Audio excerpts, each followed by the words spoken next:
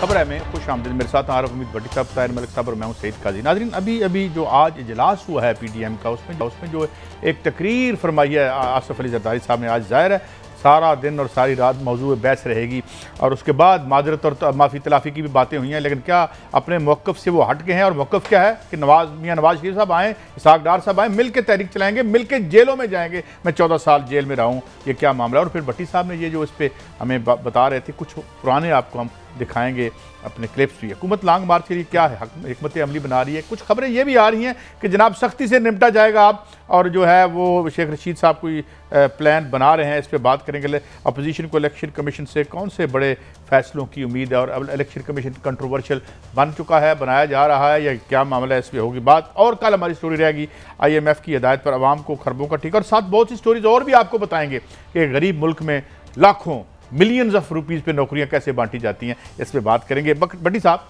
मगर पहले तो आ जाइए जरदारी साहब वाला मामला। हम आपकी बात मानते नहीं थे, मगर आप कहते रहते थे। बिस्मिल्लाहिर्रहमानिर्रहीम दिखा दे जो आपने कहा था, तो फिर बात सॉरी दिखाएं जी भट्टी साहब ने क्या कहा था।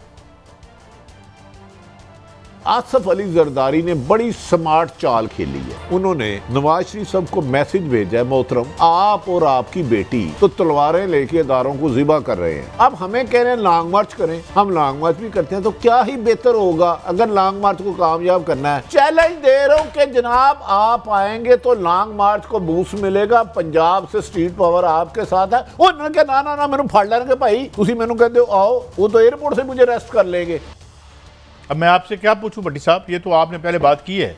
देखें काजी साहब, पहले दिन से जरदारी साहब ने कहा था ना इस्तीफे दूंगा, और लॉन्ग मार्च जो पिछले हफ्ते भी जरदारी साहब और नवाज शरीफ साहब की गुफ्तगू हुई तो उन्होंने कहा जी मैंने आपकी वजह से पहले भी बड़ी दफ़ा इस्तेमाल हुआ, अब मैं नहीं होऊंगा। अगर आप इस्तीफ़ों की बात कर रहे हैं तो आपको खुद आना होगा, और लॉन्ग मार्च की कर रहे हैं तो खुद डार साहब भी तशरीफ लाएं। आज उन्होंने डार साहब का भी जिक्र कर दिया। मेरे ख्याल में आसफ अली जरदारी ने नवाज शरीफ की सियासत जिंदा कर दी। अब आप कहेंगे थोड़ी देर पहले कुछ और कह रहा था, जिंदा कैसे कर दी कि वो आएंगे? 101%। कुछ नून लीग वाले कहते हैं कि उन्हें जितना पाकिस्तान का दर्द है, जितनी बड़ी PDM की ऑफर उनको मिल गई है, उनकी तो सियासत जिंदा हो गई है। मैक्सिमम जेल होंगे ना तो लीडर सियासतदान का दूसरा अगर जेल में हो सकता है वो अपने बच्चों से। बड़ी साहब, हमने ये बात भी चला देनी है आपकी बाद में जो अब आप कह रहे हैं। मैं कह रहा हूं कि आस हो सकता है जितना जरदारी साहब ने उनकी सियासत को जिंदा करने की कोशिश की है, मैं जरदारी साहब की जहानत को सलाम करता हूं।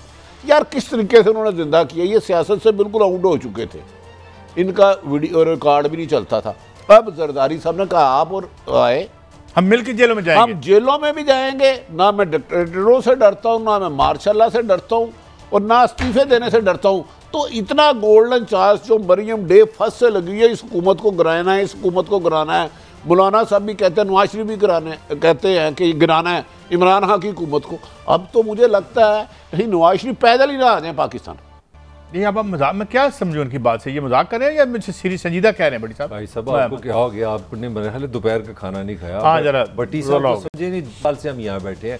भट्टी साहब आप मेरे से कोई शर्त लगा ले, मैं आपको, आप समझते हैं नवाज शरीफ इतने बोले वाले हैं कि ये तकरीर के बाद मेरा आपसे बस यही सवाल है। अच्छा, आप सचमुच मुझे सच्चा एक जवाब दे दो। आप मुझे क्या समझते हैं मैं सीरियस बात कर रहा हूँ? अजय तक काजी साहब ने चक्कर दे दिया। यार मुझे बताएं, जो आदमी एस्टेब्लिशमेंट से डील करके गैर मुल्की दबाव डाल के बीमारी, अल्लाह उनको सेहत जिंदगी तंदुरुस्ती दे, उसमें मैं हर एक के लिए दुआ गो, मुल्क से भागे, वो क्या ऐसे आएगा यार?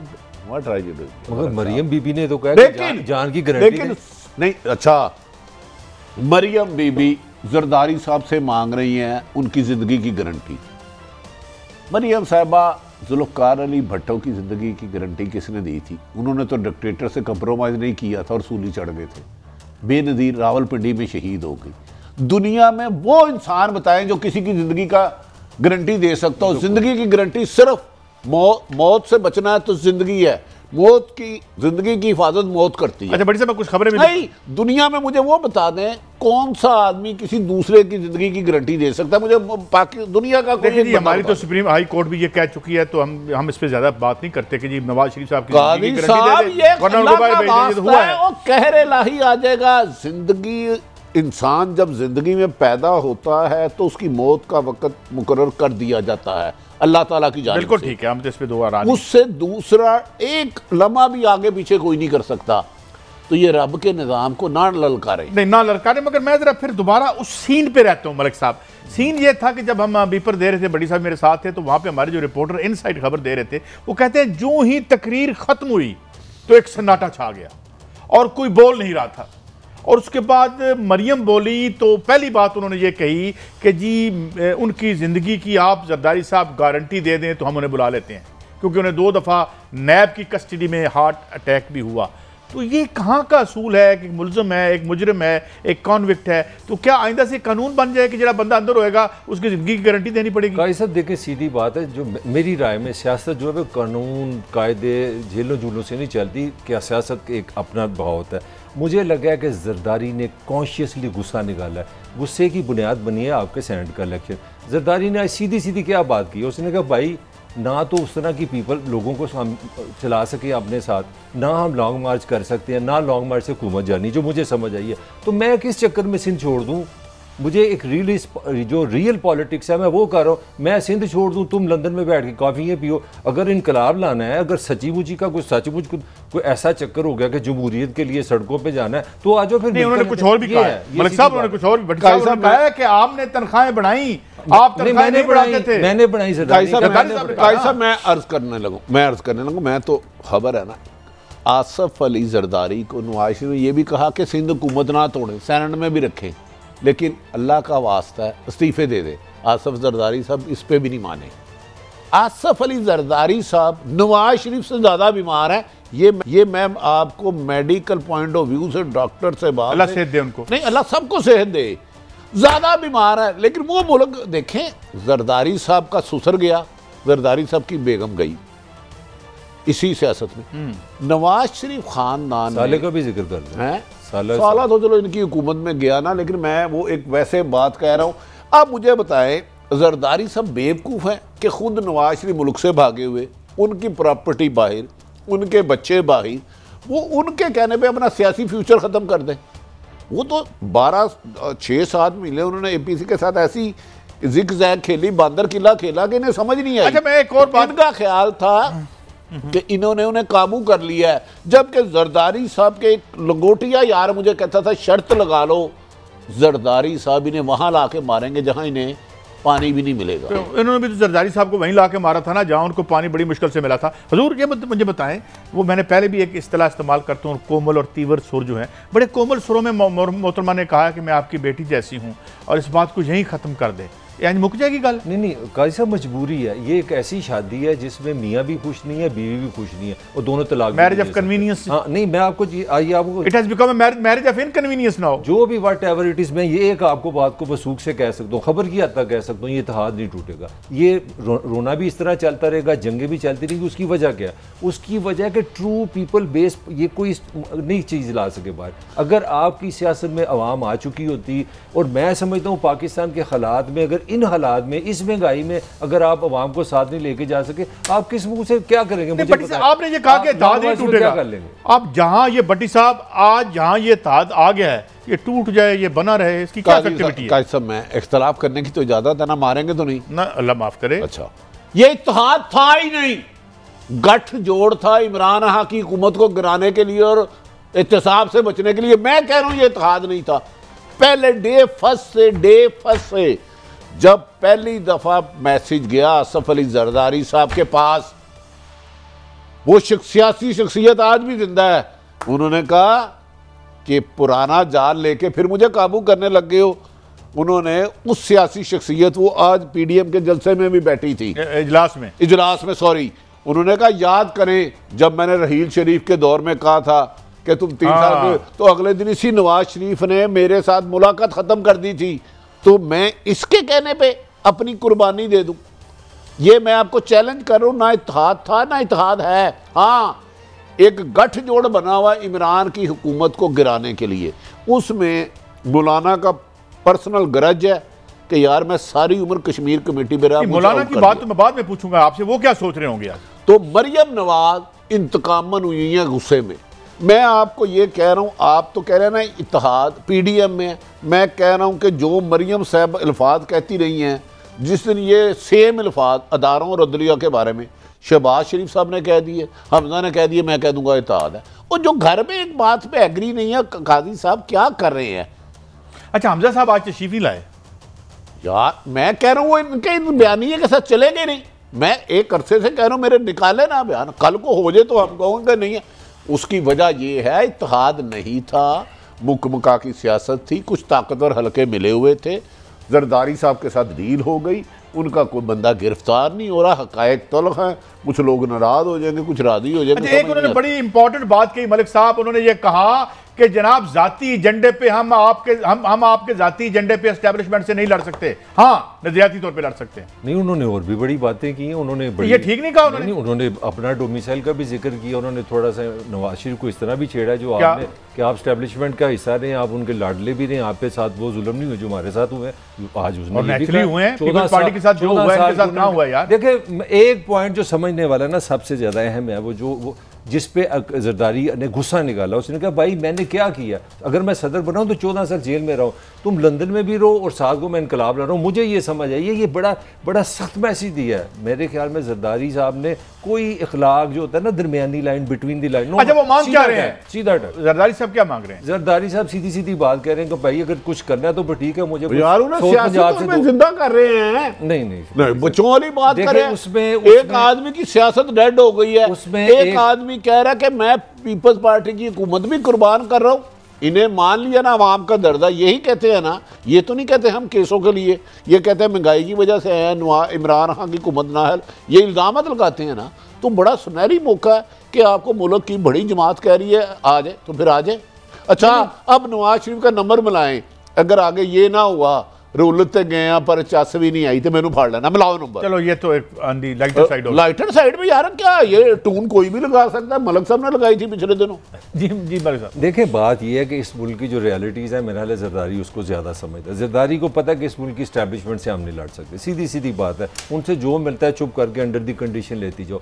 उधर से वो रिलीफ चाह रहे हैं, उधर से रिलीफ चाह रहे हैं कि मेरे केसेस बाजी आप अपना सिंध में ले हैं, मेरी जान छोड़ें। और ये साहब जो आपके सामने बैठने को 2 लाख दफ़ा बता वो तो ये चाह रहे हैं। मैं दो डायमेंशन पे काम हो रहा है ना, एक तरफ एस्टेब्लिशमेंट पे आप जा रहे हैं, वहां से भी कुछ ना कुछ शहद आप ले रहे हैं। अब आपने नवाज शरीफ पे दबाव ये डाला कि कुछ कम अज कम हमारे साथ 20 से 25 MN की हमें गारंटी करो, हमें साउथ पंजाब में वापस जाना है। पीपल्स पार्टी ने वहाँ पे हमें स्पेस दिलाओ, नून की स्पेस निकालो, हमें वहाँ स्पेस दो तो हम कुछ तुम्हारे यार ये क्या मलक साहब कैसी बात करें, मुझे तो समझ ही नहीं आ रही कैसे वो स्पेस निकालें। सब सियासत है क्या फिर मुझे लेना देना ही, और सिंपल शर्त रखी है कि मैं इस्तीफे देने पर भी तैयार हूं, आप आ जाएं, सुन ले, और आप और इसाक डार आ जाए लॉन्ग मार्च में भी। इसमें सीटें कहाँ आ गई? और नो पीपल्स पार्टी तो पंजाब में अमला ना होने के बराबर है। एक कड़वा सच है, अगर इमरान खान की नाकस कारकर्दगी की वजह से एज होगा तो नून लीग को होगा।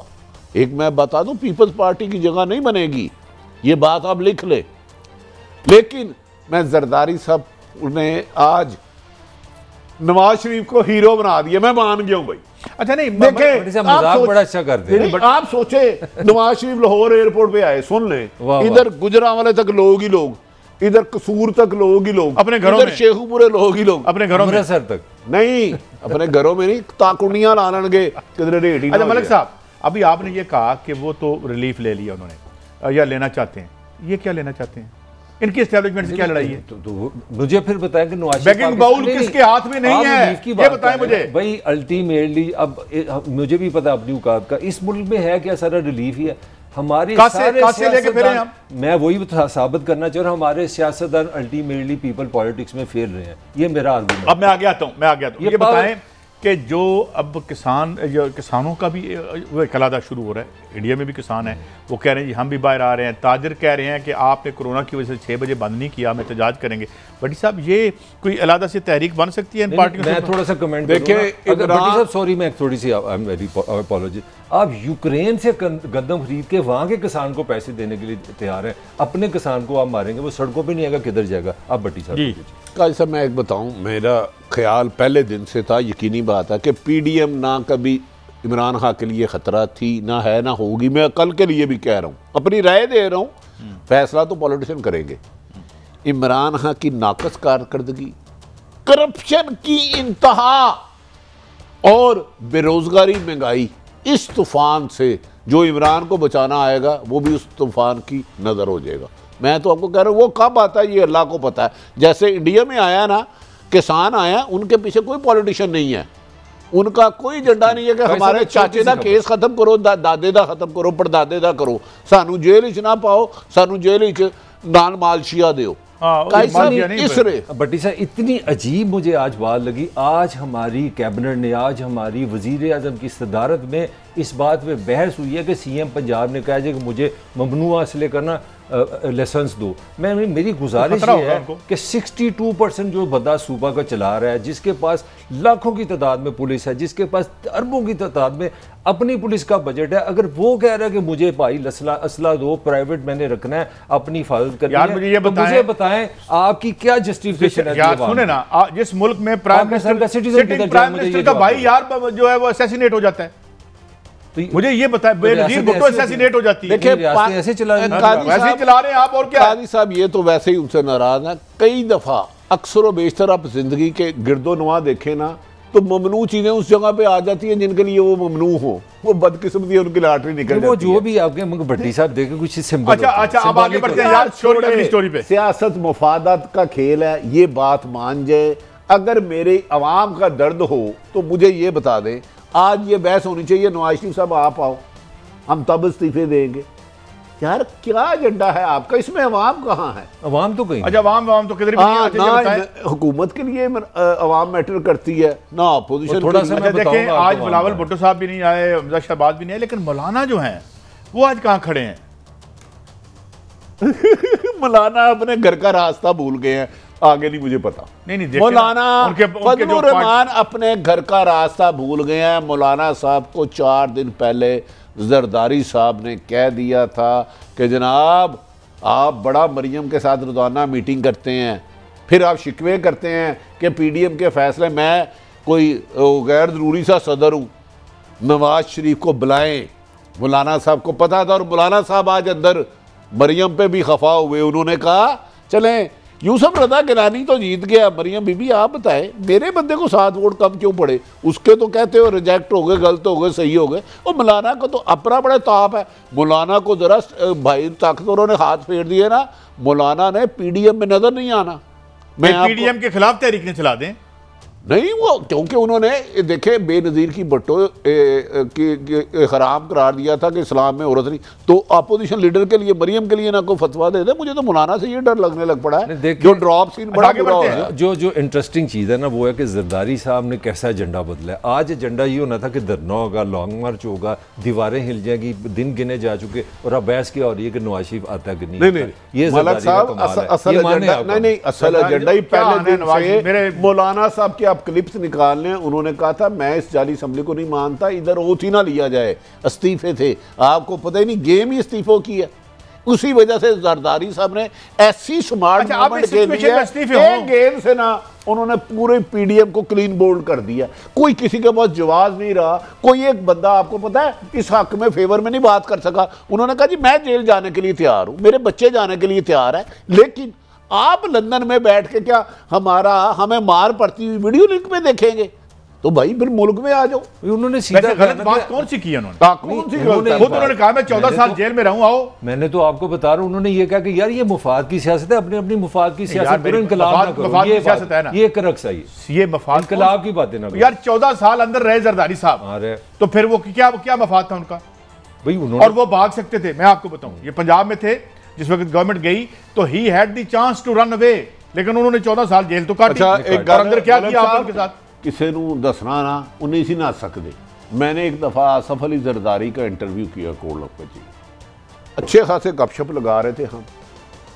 ये बख्तर बंद गाड़ी में जाते थे, उस वक्त का एक KSP था, वो इनके साथ था, तो बिल्कुल अच्छे खासे चल के आए। उधर मैंने जब अदालत में देखा तो लाठी पकड़ी। अच्छा, अदालत में आके बीमार हो गए? बीमार हो गए।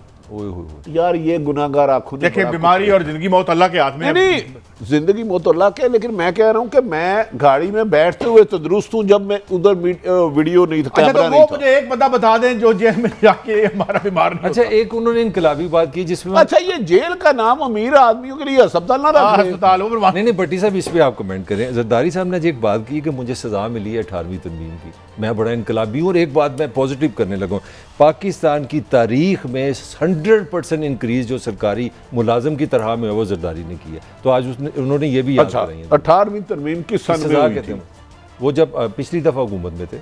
हाँ, उसके बाद 13 सालों से उनके पास सिंध है, 13 सालों से। बेनजीर शहीद होने से पहले मैं और वो 1.5 घंटा बैठे रहे, वो मैं उस बहस में नहीं जाऊंगा। अच्छा यार, एक उसके बाद इन्हें सदर पाकिस्तान बनाया गया।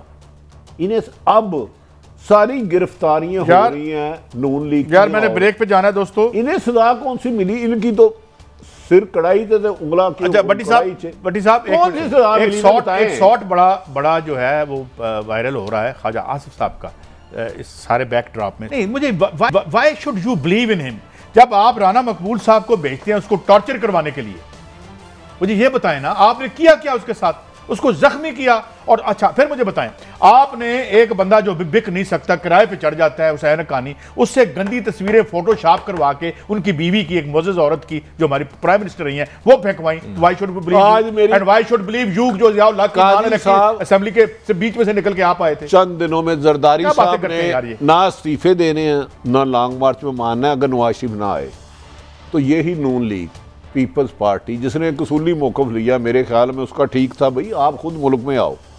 इन्हों का मीडिया सेल अगर जरदारी के बारे में बुरी बातें ना लिखे तो मुझे पकड़ लेना। नहीं, मगर मेरा ख्याल ये मजबूर है एक दूसरे के साथ रहेंगे। यार कमाल है, कैसे साथ रहेंगे? यहाँ आएंगे या नहीं आएंगे?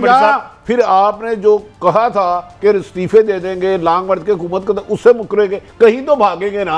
या इस्तीफे देने होंगे या नहीं देने होंगे। 3 साल हुकूमत गुजरी है, उस तरह अपोजिशन गुजरी है ना, उन्होंने कुछ किया ना, उन्होंने कुछ किया। ब्रेक पे जा रहे हैं, गुजर जाएंगे। ब्रेक पे जा रहे हैं, देख रहे हैं कि लॉन्ग मार्च की क्या स्ट्रेटजी रह जाएगी, होगा या नहीं होगा, और अपोजिशन को इलेक्शन कमीशन से कौन से बड़े फैसलों की उम्मीद है, फैसले करेंगे। उन पर सवालिया निशान तो पहले ही डाल दिया और हुकूमत उनसे इस्तीफे भी मांग रही है। क्या मामलात हैं, एक ब्रेक के बाद।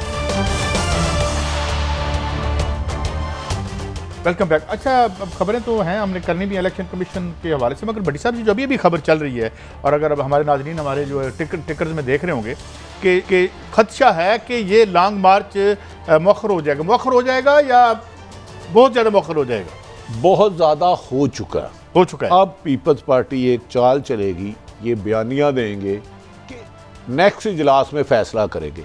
नेक्स्ट इजलास में भी मोहतरम आसफ अली जरदारी साहब का यही फैसला होगा कि नवाज शरीफ आते हैं तो रिज़ाइन देंगे। मेरी इतलात के मुताबिक आसफ अली जरदारी ना सिंध हुकूमत तोड़ेंगे ना सेनेट छोड़ेंगे। अगर नवाज शरीफ कल ऐलान कर दें कि मैं पाकिस्तान आ रहा हूँ, क्योंकि उन्हें जमहूरियत की बहुत दर्द है, वो इमरान खान के बहुत ख़िलाफ़ हैं, उनके ख्याल है कि इमरान खान ने इकानमी तबाह कर दी है, तो मुल्क को बचाने के लिए कुर्बानी तो देना पड़ती है।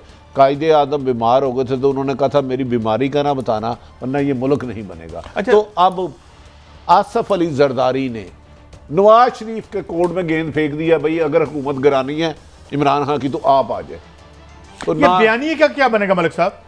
बयानिया क्या है, ये मीडिया में ऐसे बस चलता रहेगा, होता कुछ नज़र नहीं आ रहा। होगा कि वो कहीं हमारी सेंट्रल कमेटी फैसला करेगी, पीपल्स पार्टी इस तरह अपना फेस सेविंग लेगी। ये अल्टीमेटली सारे एक दूसरे को फेस सेविंग देने इसके ऊपर कमेटी टाइप कमेटी बना दी जाएगी। कमेटी के अलावा नवाज शरीफ की तरफ से भी बयान आ सकता है। नवाज शरीफ से बयान किया गया कि मैं मेरा एक सेकंड पाकिस्तान आने के लिए तड़फ रहा है, मुझे अगर डॉक्टर इजाज़त दे दे। उन्होंने भी बीच में कुछ ना कुछ डाल देना है, तो इस तरह वो कहेंगे कि डॉक्टर तो उनका मुलाजिम है जो उनके साथ गया हुआ है, वो जो भी है। मेरा मतलब अब आते हैं इस तरह फेस सेविंग कर लेंगे। ये अब इस पे हम बहस करें कि हुकूमत सख्ती से निपटेगी या नहीं निपटेगी, जो शेख रशीद साहब ने आज इंदिया दिया है। अब क्या हुकूमत के पास रास्ता नहीं। आपका दूसरा सबसे बड़ा शहर लाहौर, आज को पता है 6 बजे दुकानें बंद हुई। ये सीधा सीधा एक बगावत है।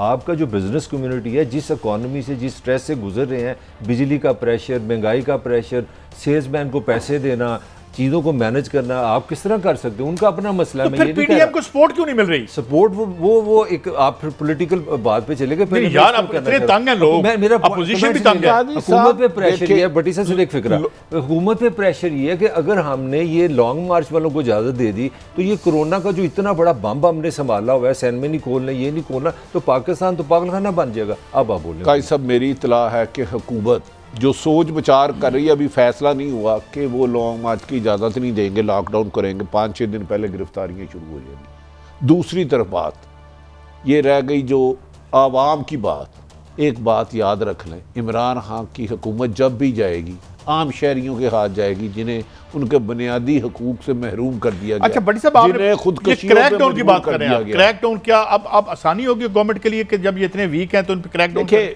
एक तो पूरी दुनिया में कोरोना आया है, लेकिन मुझे हैरान हूँ कि जब पिछले दिनों पीपल्स पार्टी अब पीडीएम के जलसे हो रहे थे, उस वक्त भी मीडिया पे बहुत ज़्यादा कवरेज मिलने लग पड़ी थी। अब भी कोरोना है, भी एक कड़वा सच है, लेकिन मुझे बताएं, गरीब आदमी जो एक कमरे में 5 लोग रहते हैं वो भूख से मरे या कोरोना से बचे। खुद इमरान खान साहब कहते थे मैं मुकम्मल लॉकडाउन नहीं करूंगा कि मुझे पता है मेरे लोग मर जाएंगे। नहीं, क्रैकडाउन होना क्या लगता है? अब क्रैकडाउन मैंने उसकी रीजन आपको बताई है, उसकी पॉलिटिकल रीजन है कि एक तरफ अगर क्रैकडाउन आप नहीं करते, अगर 1% 10% भी लॉन्ग मार्च शुरू हो जाता है, 25-25 लोग भी पाकिस्तान से जाते हैं, आप किस मुंह से बिजनेस कम्युनिटी को रोकेंगे? आप तो पूरा सोसाइटी का अनबैलेंस हो जाएगा। और मैं आपको खबर देता जाऊँ, हुकूमत ने बड़ा सीरियसली ये शेर रशीद साहब को मैसेज दिया कि जितनी भी टॉप लीडरशिप है, इस दफ़ा वो केस पुराने नहीं होंगे, जो केस होगा उसमें जमानत नहीं होनी चाहिए, ये प्रेशर है उन पे होगा। काम कर रहे हैं, नहीं वो काम कर रहे हैं, पक्का केस उन पे, ये तनकीद हुई है बाकायदा अंदर की। मैं थोड़ा सा हकायक बता दे तो आपको याद होगा जब इमरान खान ने 2014 में धरना किया था तो नवाज शरीफ ने एक हफ्ता पहले लोगों की गिरफ्तारियाँ शुरू कर दी थी। मैं आपको सैकड़ों लोगों के नाम बता सकता हूँ जिनके घरों में सीढ़ियाँ लगा के पुलिस ने गिरफ्तार कर। अब भी ऐसा है। बज़ाहिर पीपल्स पार्टी ने इस कश्ती को डुबो दिया है, इतना बड़ा सुराख कर दिया, इसका फिल करना मुमकिन नहीं। अब किसी वक्त भी आप खबर सुन सकते हैं कि शायद मौलाना फजलुर रहमान भी बहुत बड़ा यू टर्न ले लें। ये मैं आपको खबर दे रहा हूँ। मौलाना और मरियम ग्रुप का क्या बनेगा? मरियम ग्रुप ने जितना नून लीग को डैमेज किया है ना, इतना आज तक किसी ने नहीं किया। मरियम साइड पर होगी। मैं मुस्तकबिल शहबाज शरीफ साहब और हमजा शहबाज का देखता हूँ इस बयानिए के साथ मुस्लिम लीग की सर्वाइवल दीवार के साथ लगने वाली है बस। नहीं तो वो तो मान जाएंगे, अंदर से तो एक ही हैं। कुछ लोग तो कहते हैं कि सारे गुड कॉप बैड कॉप खेल रहे हैं। लेकिन याद रख लें, जो मर्जी मान जाए, इमरान खान किसी को इस दफ़ा मुल्क से भागने नहीं देंगे। वज़ीर आज़म इमरान खान किसी भी कीमत पे किसी को भी, मेरी इतला के मुताबिक अगर कल को दे दें, उनकी हुकूमत है, मरियम नवाज़ ने एक बहुत बड़ा रिस्क किया खुद को शमला बन के, लेकिन इमरान खान ने उसका मुकाबला किया और उसका नतीजा आज आ गया कि आज पीडीएम में 16 तारीख और 26 को धरना है। बट तो एक बात से मैं आपसे इख्तलाफ जरूर करूंगा कि सारी आपकी बातों से मैं समझता हूँ बड़ी लॉजिकल है। मेरा हाल है इमरान खान की परफॉर्मेंस जो है ना वो मरियम को मरने नहीं देगी। मरियम एग्जिस्ट करेगी और मरियम मरियम सियासी तौर पर जिंदा ही नहीं हुई। नहीं, आप देखेंगे कुछ लोगों ने फैशन बना लिया है। फैशन, पाकिस्तान को गाली दो, एस्टेब्लिशमेंट को गाली दो, अदलिया को गाली दो, तो आपको एक खास ग्रुप है जिनका माइंड वॉश किया गया, ब्रेन वॉश किया गया, वो आपको प्रमोट करते हैं। ये मैं बल्कि उनके नाम भी ले सकता हूं। मैं आपको बताऊं, मरियम अगर रहती हैं तो इमरान खान के लिए इससे बड़ी ब्लेसिंग कोई नहीं होगी, क्योंकि जेन्युइन लीडरशिप इमर्ज नहीं करेगी उसके सामने। अपने खानदान बचाओ मुहिम वाले इमरान का कुछ नहीं बिगाड़ सकते।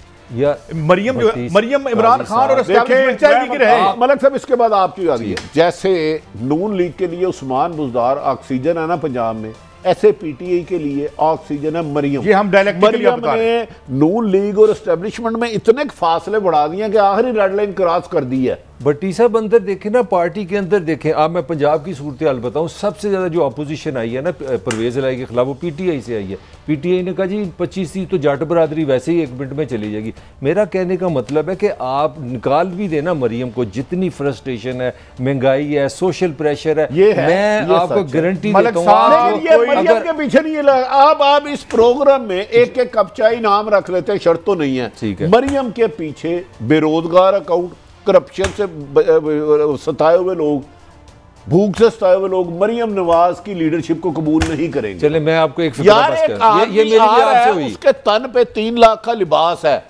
4 करोड़ की गाड़ी है, 2 अरब का घर है, वो गरीब की बात करे, वो गरीब उसके पीछे अपना, और उसकी ना पाकिस्तान में प्रॉपर्टी है ना मुल्क से बाहर है। मेरा कमेंट है शी हैज टू लर्न। अगर वो पीपल की लोगों की तरफ आ गई तो मेरा लिए मरीम से चलो जी आप दे उनको मशवरा। वो आने वाली रुतों की खुशफहमियों में गुम था। नहीं वो जो साहब इनके हैंडबैग की कीमत पे ना ये लीडर मटीरियल 100 खानदान साल का रोटी खा लेता है। ये काले धन से बने हुए लीडर है, ये लीडर है ही नहीं। अगर इनके आस पास स्ट्रीट पावर होती, अगर महंगाई के सताए हुए लोग, जुल्म के सताए हुए लोग मरियम के पीछे होते, आज इमरान खान की हुकूमत ना होती। और जुल्म के सताए हुए लोगों की मौत ये लोग हैं क्योंकि यहाँ जेन्युइन इश्यूज ये सामने नहीं आने देते, नहीं आने अपने अब्बा जी के अकाउंट बचाने के लिए। इस वक्त हम बात करते हैं मलक साहब के बिजली का बिल जब इमरान खान था आज इतना हो गया है, पेट्रोल इतना हो गया, गैस इतनी रोजमर्रा, लेकिन इनकी जाली लड़ाइयों की वजह से आज की खबर देखे ना हम असल। अच्छा यार इलेक्शन कमीशन पे बात करनी है। अजीम इलेक्शन कमीशन जिसने शानदार इलेक्शन करवाए हमारे मुल्क की तारीख में, देखिए कहां खड़ा है आज? मैं तो सिलेक्शन कमीशन माफी चाहता हूं, सिलेक्शन कमीशन माफी चाहता हूं, गलती हो जाती है, इलेक्शन कमीशन की तारीफ करता हूं क्योंकि मेरी इतला है,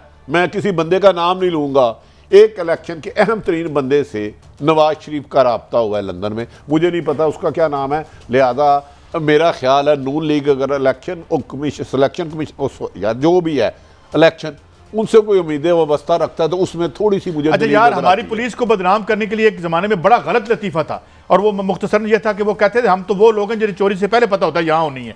इस बात का मेरे ख्याल इलेक्शन कमीशन से कोई नहीं। मुझे आपसे इख्तिलाफ, मुझे बताएं इलेक्शन कमीशन में foreign funding case PTI Faisal Vawda बच्चे को पता है कि उसकी जो स्टेटमेंट है डुअल सिटीजनशिप पे, तो आप कह रहे हैं कि सारा काम किधर किधर है। मुझे कभी मैंने अपनी जिंदगी में प्राइम मिनिस्टर तक की और प्रेस कॉन्फ्रेंसेस मैंने नहीं देखी। अच्छा आपने आज तक नहीं देखी? खुद ही उनको आपने बड़ा खुद ही अपॉइंट करके आपने बड़ा कमाल किया। नैब का चेयरमैन अपॉइंट मैंने नहीं किया था, जहां तक मुझे याद है ये नून लीग और पीपल्स पार्टी ने किया था। मेरी अपनी मेमोरी मलक साहब और जो 2000 के 18 मैंने नहीं कराए थे, इन्होंने किया था। आर्मी चीफ को मैंने तैनात नहीं किया, इन्होंने किया था। मैंने तो कभी ये भी नहीं देखा कि खुद तैनात करो, खुद ही गालियां दे दो। असल बात जाओ है जब को एनआरओ ना मिले। नहीं मुझे बताएं, आप तो कहते हैं ना उसकी बात, ये जो इलेक्शन ये जो फंडिंग केस है, मुझे ये बताएं, आप कहते हैं, मैं कहता हूं, सुप्रीम कोर्ट के फादर जज कहते हैं कि मुनशियात फरोश्त इलेक्शन लड़ते हैं, इलेक्शन कमीशन रोकता क्यों नहीं है? इलेक्शन कमीशन ने 2013 में फैसिलिटेट किया और ये इनके डॉक्यूमेंट्स स्टेट बैंक नहीं जाने दिए। यार मुझे बताएं क्या इस्लाहत करें? और जब आप मुझे बताएं, मुझे ये बताएं, क्या इलेक्शन कमीशन को नहीं पता कि जो आज 10 के में इलेक्शन लड़ रहे हैं उन लोगों की वजह शोहरत और जरिया मुआश क्या है? आप अपॉइंटमेंट पे तो देखे ना खान साहब ने जो तारीफें की। मैं आपसे आपकी सारी बात मानता हूँ। इलेक्शन कमीशन फॉरेन फंडिंग का केस है, ठीक आप सही फरमा रहे हैं बड़ी साहब, तो फैसला उन्होंने करना था, मैंने और आपने तो नहीं करना, कर तो करे ना। तो यार आप इस्लाहत लाए ना, हुकूमत का काम है, इसी इदारे बेहतर नहीं, हुकूमत की जिम्मेदारी है इलेक्शन कमीशन। सारा कॉन्स्टिट्यूशन में लिखा हुआ है मगर वारदात होती है सारे इख्तियार है उनके पास। ब्रेक पे जाते, ब्रेक से वापस आएंगे। लोग कहते हैं पाकिस्तान नौकरियां नहीं मिलती, यहाँ तो 70 लाख की नौकरी मिल रही है, 15 हज़ार डॉलर की नौकरी मिल रही है। कैसे मिल रही है? एक ब्रेक के बाद। Welcome back. अच्छा नाज़रीन, मैंने एक टीजर दिया था कि यहाँ पे बिजली और गैस के शोबे में बड़ी साहब यहाँ पे 2 अपॉइंटमेंट्स हुई हैं। एक अपॉइंटमेंट जो बिजली के शोबे में हुई है वो $15,000 पे, अमेरिकन डॉलर पे हुई है, यानी कि और ये 22.5 लाख पाकिस्तानी। यकीनन बड़े लायक आदमी होंगे, मगर मैं ये सोच रहा हूँ 25 लाख के करीब। अच्छा, एक और जो अपॉइंटमेंट हुई है वो 67 लाख की हुई है, MD सुई गैस है। कितने पैसे? 70 लाख में 70 जमा करो, मेरी उर्दू नहीं है, 67 70 लाख में से 3 काम। इस मुल्क में 90% लोग बेरोजगार हैं, 20,000 की नौकरी नहीं मिल रही, वहां आप कह रहे 67 लाख की नौकरी नहीं है। मैं तो सुनना चाहूंगा। माइंड यू कि ये सैलरी है, बेनिफिट्स नहीं भी बता। अच्छा बेनिफिट नहीं, ये इसमें गाड़ियां शाड़ियां सब। अब मैं ये अर्ज करता हूँ कि ये हायरिंग कैसे होती है? जो बोर्ड ऑफ डायरेक्टर्स है NTDC का, तो वो उसका कानून ये है कि वो 3 लोगों का या 4 लोगों का नाम शार्ट लिस्ट कर, पहले इश्तिहार दिया जाता है, फिर वो लोगों का नाम शार्ट लिस्ट होता है, 3 लोगों का नाम कैबिनेट में भेजा जाता है। चुनांचे जब ये बिजली के शोबे में कर रहे थे तो बोर्ड ऑफ डायरेक्टर्स ने 3 लोगों का नाम भेजा, फिर वो वापस ले लिया और जो हमारे कोई हैं SAPM ताबिश कौर साहब ने कहा कि नया बोर्ड ऑफ डायरेक्टर्स बन गया, तो आप जो है ये हमें समरी वापस भेज दें, हम दोबारा भेजते हैं। जब दोबारा समरी भेजी जाती है तो उसमें 2 नाम गायब होते हैं, अच्छा, एक नाम होता है जो जिनको लगा तो दिया गायब, ये बस गायब हो। अच्छा, अब ये कि अब मुझे जो खबर आज खबर छपी हुई, मैं कोई एक्सक्लूसिव नहीं दे रहा, ये छपी हुई भी है, इस पर बड़ी लहदे हो रही है। अच्छा, उसमें दूसरा ये है कि उसमें यह था कि 5 साल आपका कोई सीनियर मैनेजमेंट का तजर्बा होगा, वो भी कहीं मैंने उनका पढ़ा है, रिज्यूमे उसमें कहीं नज़र नहीं आया। और दूसरा ये था कि ये इससे पहले जो साहब हैं 1991 से 2004 तक एक जूनियर इंजीनियर के तौर पर वापडा में काम कर चुके हैं। ये एक बहुत बड़ी मल्टीनेशनल में काम करते थे, लेकिन जिसका बिजली बनाने से शायद कोई ताल्लुक नहीं, अगर हो भी। सब 1 मिनट आपने देना जब आप खत्म। अच्छा, अगर 30 सेकंड, 34% आपने बिजली बढ़ा दी, 95% लोगों को रोजगार नहीं दे रहे, 67 लाख एक बंदे को दे रहे हो यार, तुम कत्ल करो के करामत करो। नहीं, क्या हमारे पास अपने बंदे नहीं है? और दूसरी सिर्फ एक इंफॉर्मेशन, 1060 अरब रुपए आपकी जेबों से और निकालने हैं इन IPPs के लिए। कितने? 1060 अरब रुपए दिसंबर तक ही आपको। नहीं, मैं जरा प्रोड्यूसर साहब, हमारा प्रोग्राम खत्म होने क्या, जो अपने 20-20, 100, 50 रुपए बढ़वाने के लिए इस्लामाबाद गए थे, जरा उनकी वो फुटेज तो दिखा दें अगर हमारे पास तैयार हो तो, हैं जो इन्फ्लेशन के आगे बैठे हुए हैं, जो इस रियासत को चलाते हैं। पेट्रोल भी एक्सपेक्ट, मैं ये नहीं कहता, ये मस्ट बी वेरी ये बड़े, सिर्फ पिछले हफ्ते का सब 37 जो बुनियादी जरूरियात बड़े चीजें, 67 लाख तो ना चीफ ऑफ आर्मी स्टाफ की है ना चीफ, ये कौन साहब है भाई, मुझे बताएं जिस मुल्क में भाई मैं कहता हूँ मुझे क्लोजिंग करनी है, ये बड़े लायक बंदे होंगे, लेकिन क्या यहाँ पर जो आपके लोग हैं वो क्या वो इस काबिल नहीं है? और फिर क्या प्रोसीजर सही बता दीजिएगा, अगर आ जाए, हमारा प्लेटफॉर्म हाजिर है कि प्रोसीजर भी अगर इस तरह से फॉलो ना हो, इस तरह किया जाए, तो फिर ये हमारी जेबों से पैसे जाने। बहरहाल ये हमारी स्टोरी थी, अगर गलत हुई तो हम इंशाल्लाह आपको मौका भी दे देंगे, मगर ये छपी हुई भी है और हमारे पास वो पेपर भी मौजूद हैं जो हम आपको पेश कर सकते हैं। नाज़रीन, वक्त खत्म हुआ आज, कल फिर मिलेंगे, इजाज़त दीजिए, अल्लाह हाफ़िज़।